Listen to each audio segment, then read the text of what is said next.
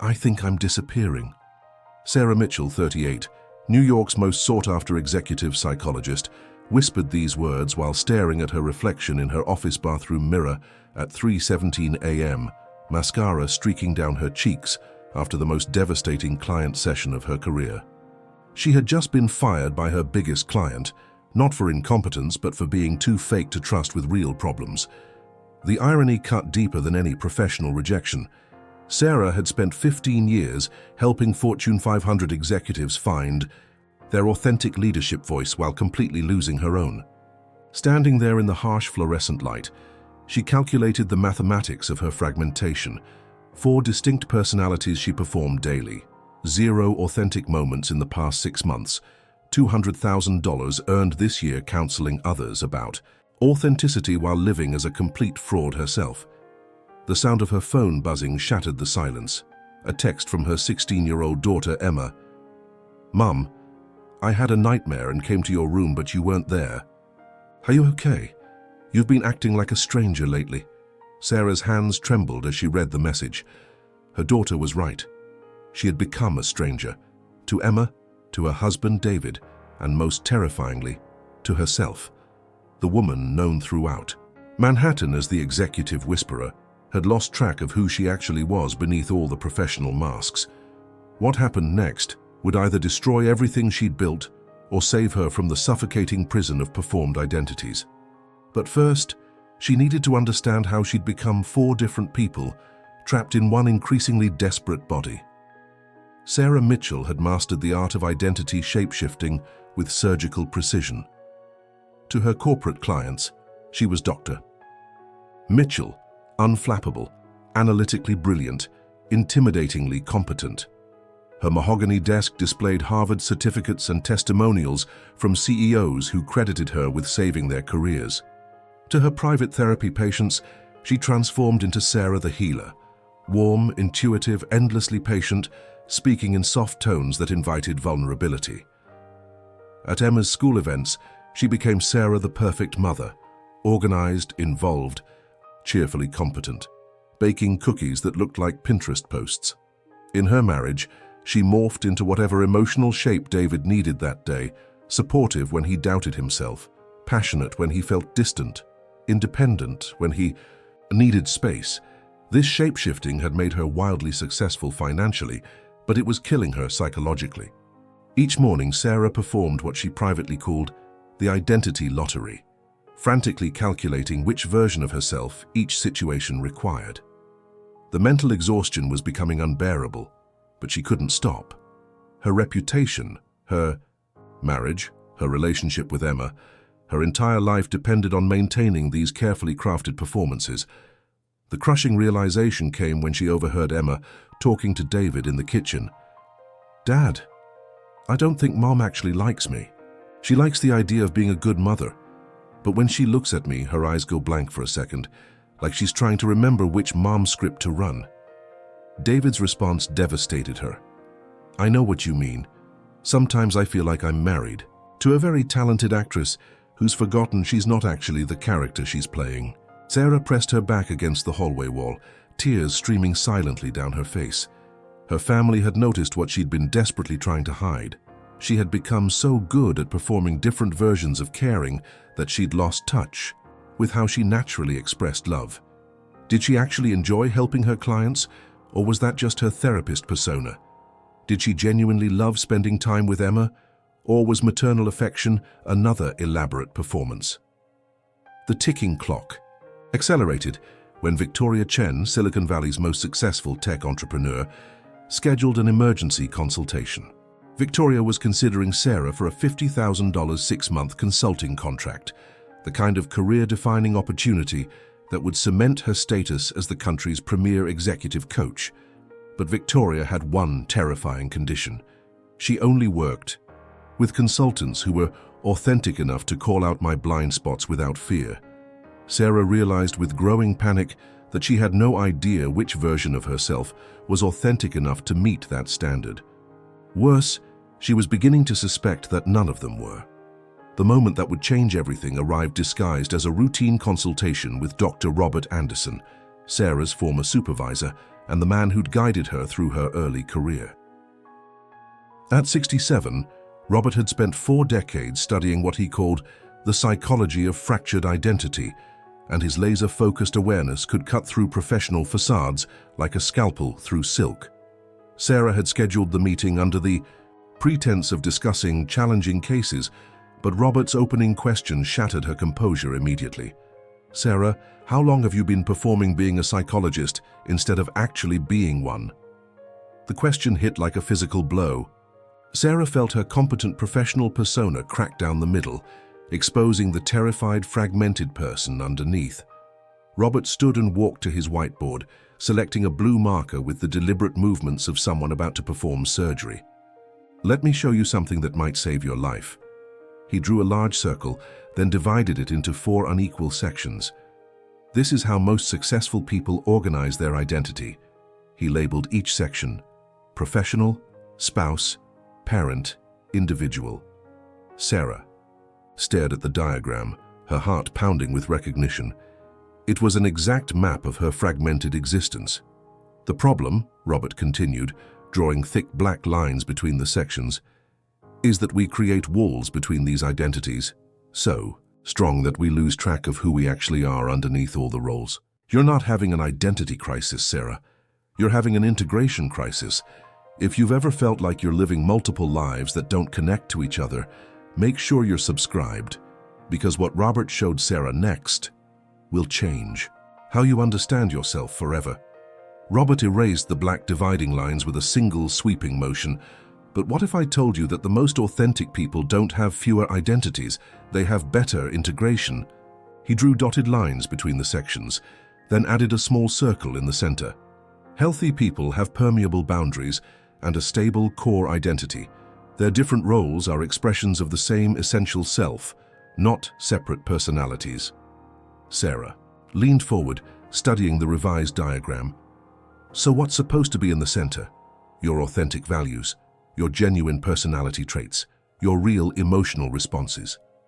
The elements that remain constant whether you're in a boardroom or tucking your daughter into bed." Robert set down the marker and fixed Sarah with the kind of compassionate stare that had helped hundreds of therapists navigate their own psychological blind spots. "The question is, do you remember what's in your center anymore?" The silence stretched uncomfortably as Sarah realized she had no idea which version of herself should respond to this question. For the first time in years, she was encountering a situation that none of her performed identities were designed to handle. "I think," Sarah whispered, "I've been so busy being what everyone else needed that I forgot to figure out who I actually am underneath it all." Robert nodded slowly. "And that, my dear colleague, is where your real work begins.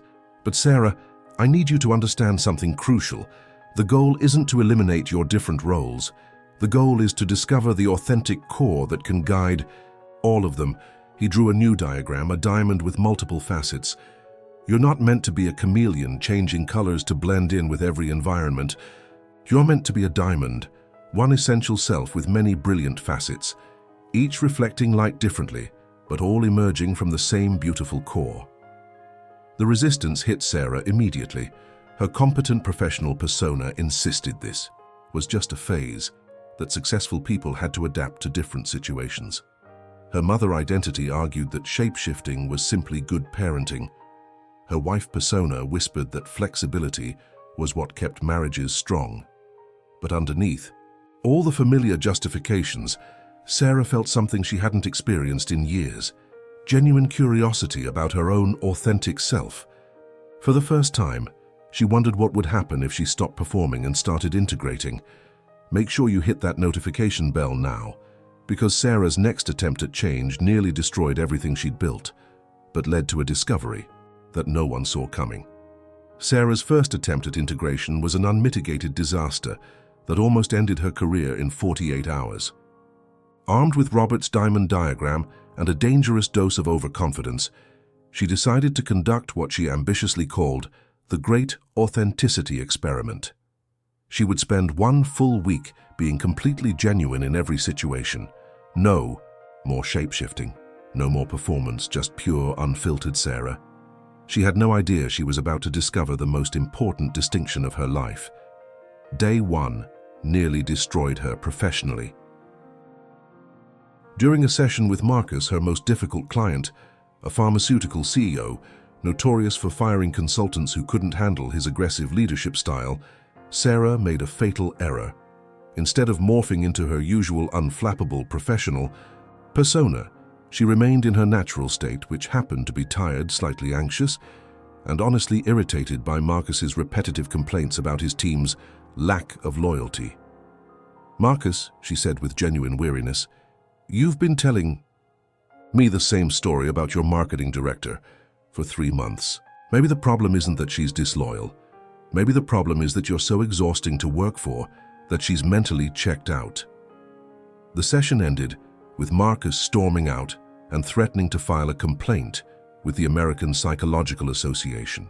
Sarah sat alone in her office, staring at the $15,000 contract that had just evaporated, wondering if authenticity was just a luxury she couldn't afford. Day 2 almost ended her marriage. When David asked about her day over dinner, instead of automatically shifting into supportive wife mode, Sarah shared her actual feelings without filter, frustrated with her work, overwhelmed by the integration project, questioning whether she'd ever been genuinely attracted to him or just playing the role of devoted spouse to maintain the marriage. "Sarah," David said quietly, setting down his fork, "I need you to think very carefully about what you just said. Because if you're telling me that 15 years of marriage was just an elaborate performance, we have much bigger problems than your identity crisis." David spent the night in the guest bedroom. Emma, overhearing the conversation, knocked on Sarah's door at midnight with teenage directness. "Mom, you're scaring me, like genuinely scaring me. Are you having some kind of breakdown? Because this new honest version of you is actually worse than the fake versions." By day 3, Sarah was ready to abandon the entire integration project. She sat in her bathroom at 2 a.m., staring at her reflection, while her internal dialogue played out like a psychological tennis match. Competent professional Sarah. This authenticity experiment is destroying everything you've built. People hire you to be their calm, wise professional, not an emotional disaster. Mother Sarah, you're traumatizing Emma with this selfish self-discovery project. Good mothers prioritize their children's stability over their own psychological experiments. Wife Sarah, David married a woman who was flexible and adaptive. You're turning into someone completely different. How is that fair to him? Then, barely audible beneath the chorus of performed identities, came a voice so quiet Sarah almost missed it. Authentic Sarah. But what if they all fell in love with performances instead of a person? What if the real tragedy isn't that I'm changing, but that I never let them meet the real me in the first place? The breakthrough came through the most unexpected source: grocery shopping. Traditionally a Mother Sarah activity involving careful meal planning and nutritional optimization, Sarah found herself standing in the produce section, genuinely enjoying the simple act of choosing vegetables. Not because she was performing good motherhood, but because she actually loved cooking. Underneath all her roles, she was someone who found peace in the rhythm of chopping onions and satisfaction in creating nourishing meals. This tiny moment of authentic pleasure felt like finding an oasis in an identity desert. But the micro-success revealed a devastating truth. Sarah realized she'd lost track of the difference between authentic adaptation and inauthentic performance. The problem wasn't that she had different facets. The problem was that her facets had become disconnected from her core values. The comedy relief came when Emma discovered Sarah's integration notes scattered across the kitchen table. "Mom," she said with the exasperated tone teenagers reserve for their most embarrassing parents, "you literally made a chart labeled, 'Who am I really?' You know that's something people usually figure out in college, right?" Sarah started laughing, the first genuine laughter she'd experienced in months. "You know what? You're absolutely right. This is completely ridiculous."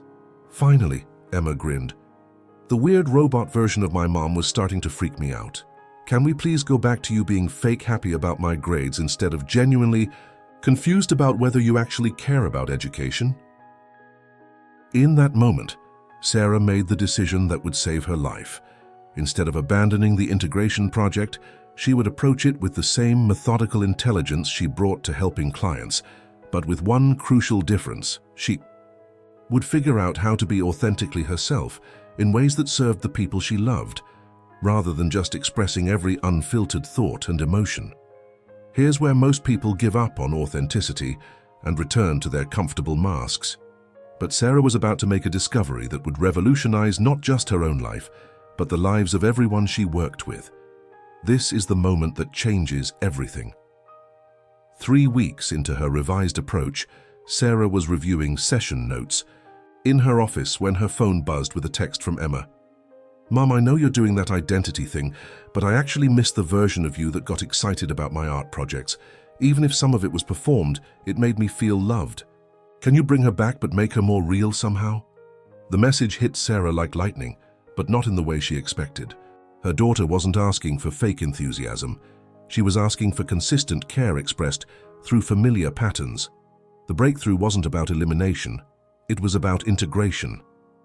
Sarah grabbed a fresh sheet of paper and drew Robert's diamond diagram, but this time she approached it with a completely different understanding.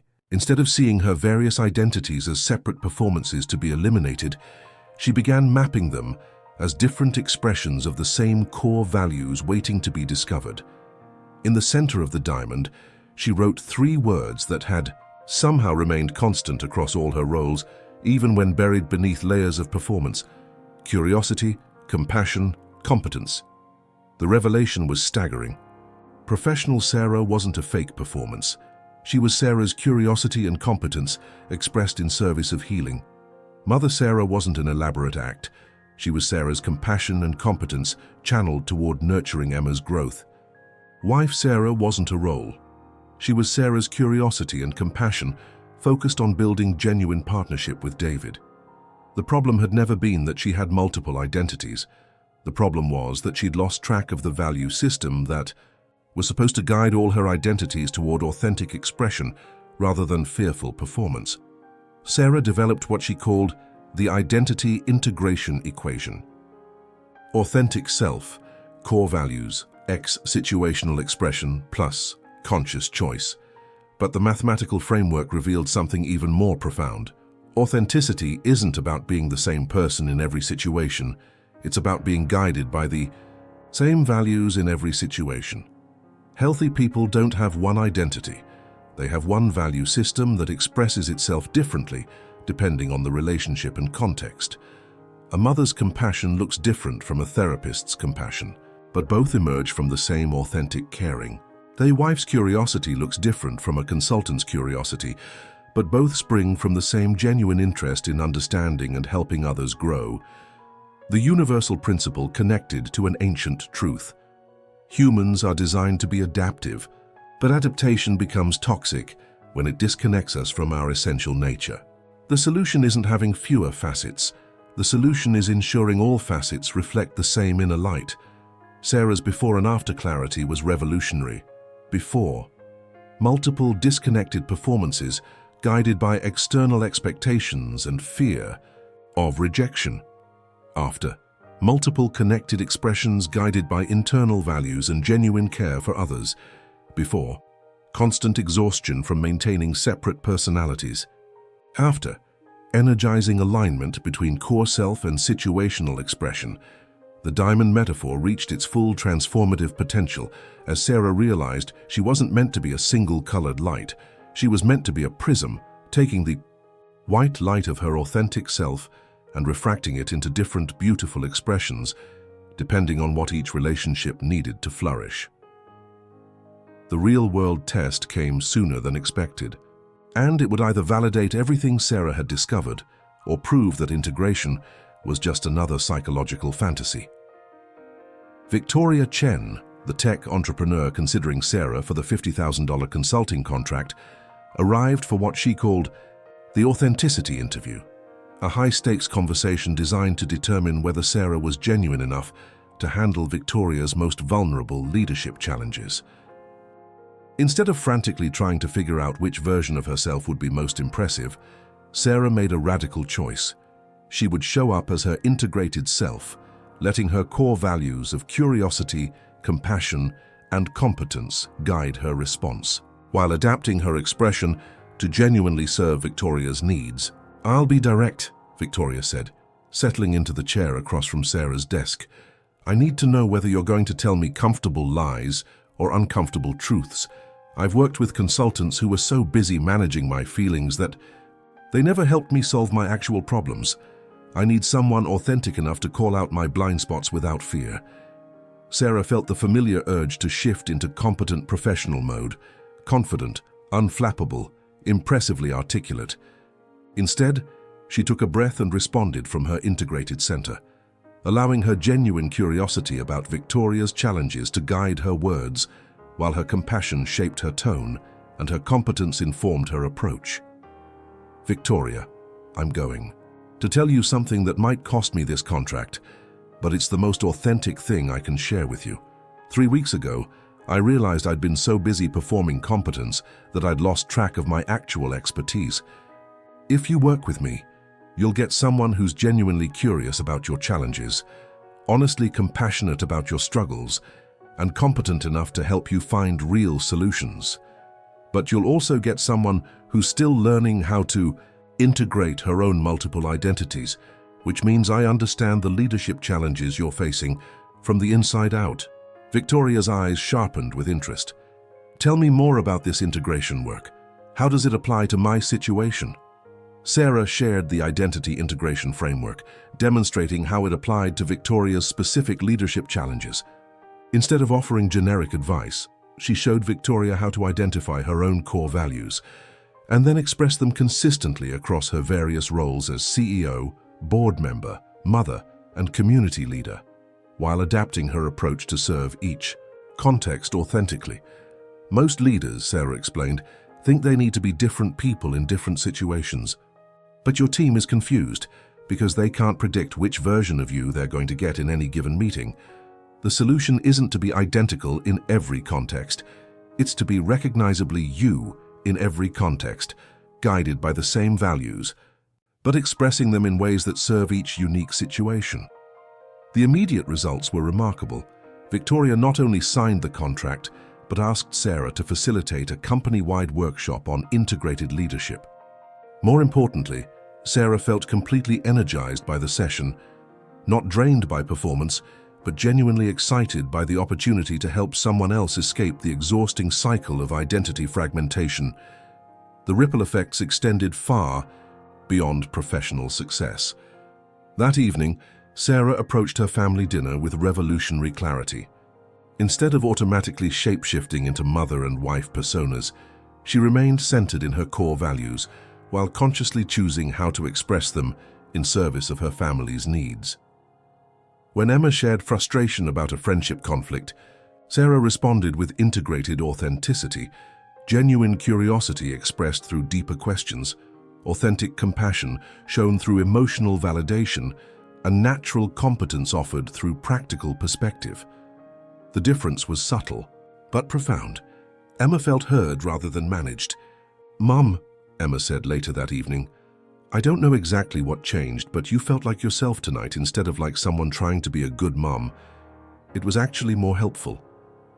With David, Sarah practiced what she privately called integrated intimacy, bringing her full self to their conversation while adapting her communication style to strengthen their connection rather than manage his emotions. "It's strange," David told her as they cleaned up together, "but I feel like I'm finally meeting the woman I married.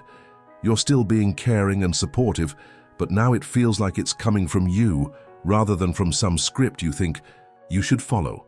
If you're recognizing yourself in Sarah's story, share in the comments what role you perform most often versus who you actually are underneath. The next part of Sarah's transformation might help you discover your own integration path. The measurement proof was quantifiable and immediate. Sarah's client satisfaction scores increased by 23% over 6 weeks as her integrated approach helped leaders solve problems more effectively.